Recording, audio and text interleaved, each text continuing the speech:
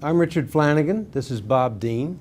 Bob and I have been working for a number of years together very aggressively, developing what we call customer and employee experience strategies and working with companies to develop the same. Today we're going to talk for a few minutes about the employee experience strategy and what that means and how it relates to the customer experience strategy. Bob, you want to take that up? Yeah, I think as we focus on, and many companies focus on a customer experience strategy with keyword experience, one of the things they have to think about to make that sustainable is what kind of employee experience are they providing to their people. Because if you have a great customer experience strategy, but your employees are not excited about executing on it, then you're going to have a real challenge making it sustainable and having it help you differentiate your business. So what are the factors that go into creating such a good employee experience? Well, again, the employee experience strategy is grounded in a progression of value for the employee experience. This comes from the book, The Experience Economy. Now, the work we've created here is pretty novel because the book doesn't talk a lot about what employees need to do. It talks more about how to work with customers. But we've focused on 4 areas. Number one, the employee expectations and aspirations.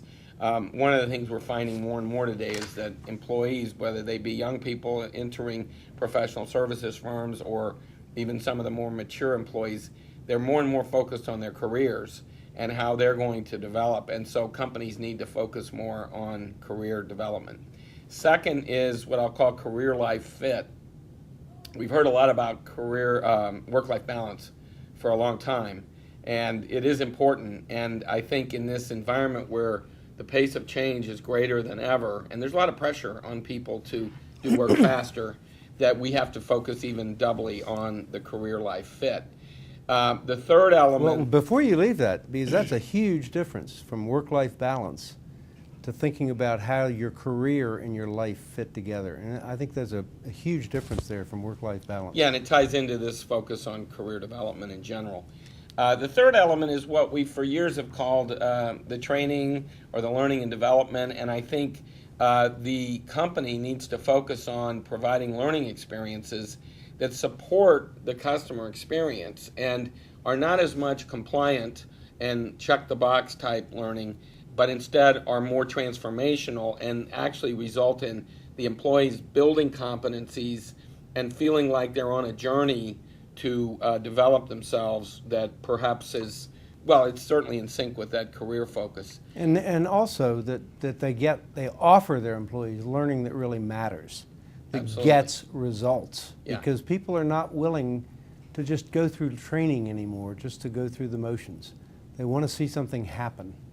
Yeah, and I think that leads to the last element of the employee experience, which is what's the mindset of the company, the leaders, and how is it demonstrated in the culture around people?